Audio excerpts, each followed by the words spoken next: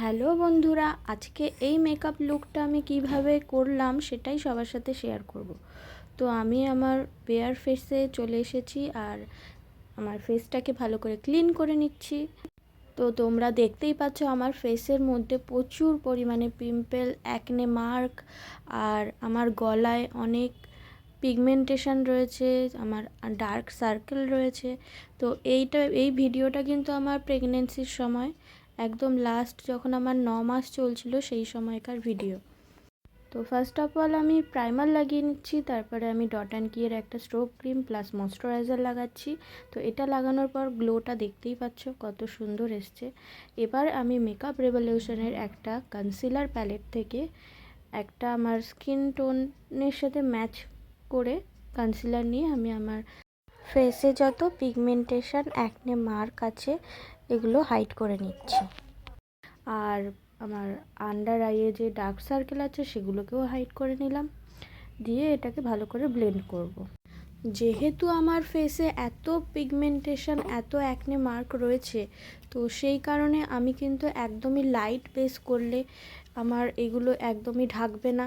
তো সেই কারণে আমাকে একটু হেভি মেকআপই করতে হচ্ছে যাতে আমি এই দাগগুলো ঢাকতে পারি। তো এরপরে আমি একটা ম্যাকের ফাউন্ডেশন নিয়ে নিয়েছি, আর এটার শেড হচ্ছে NC37।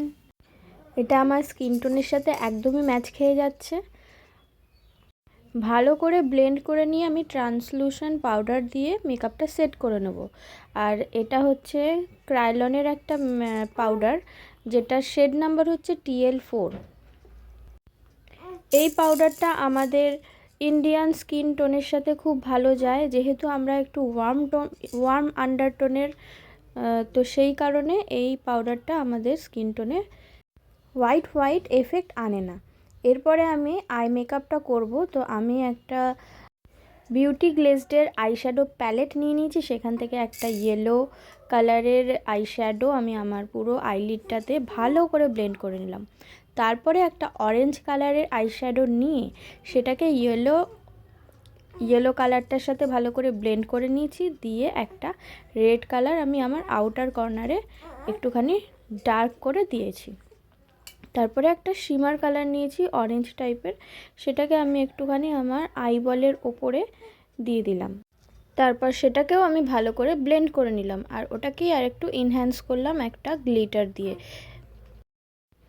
তারপরে আমি অরেঞ্জ কালারটা চোখের নিচটাতেও একটু দিয়ে ভালো করে ব্লেন্ড করে নিলাম। তারপরে ঠোঁটের ওপরে যে মেকআপগুলো লেগে গেছিলো সেগুলোকে একটু ক্লিন করে লিপস্টিকটা অ্যাপ্লাই করে নিচ্ছি। তো লিপস্টিক আমি একটা ব্রাউনের ওপরে কালার অ্যাপ্লাই করে নিলাম।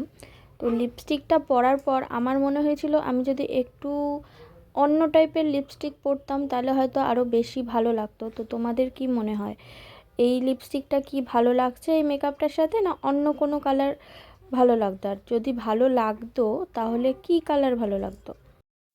তারপর ভালো করে ব্লাশ আর কন্ট্রোল অ্যাপ্লাই করে নিলাম, যেহেতু আমার এখন নাকটা মোটা আর ফেসটা খুবই মানে হেভি হয়ে গেছে, সেই জন্য ভালো করে কন্ট্রোল আর ব্লাশ লাগানোর পর আমি আইলাইনারটা অ্যাপ্লাই করে নিচ্ছি।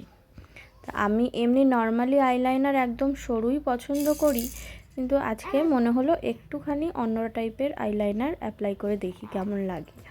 তো একটা উইং আইলাইনার আমি অ্যাপ্লাই করলাম।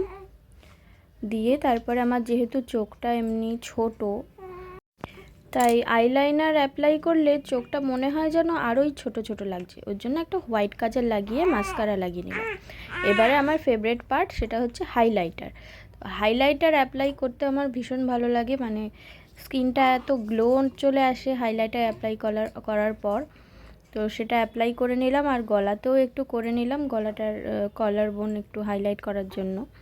আজকে আর হেয়ার স্টাইল তেমন আলাদা করে কিছু করব না, নর্মাল যেমন আছে সেটাই রাখবো। তো আমি একটা ফিক্সার অ্যাপ্লাই করে নিলাম, দিয়ে তারপরে লুকটা কেমন লাগছে দেখো তোমরা সবাই বলো।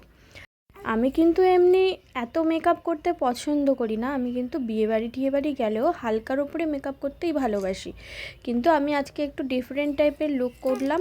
তো এটা কেমন লাগছে, আমাকে ভালো লাগছে কিনা সবাই জানাবে। আজকের মতো ভিডিওটা এই অবধি, টাটা।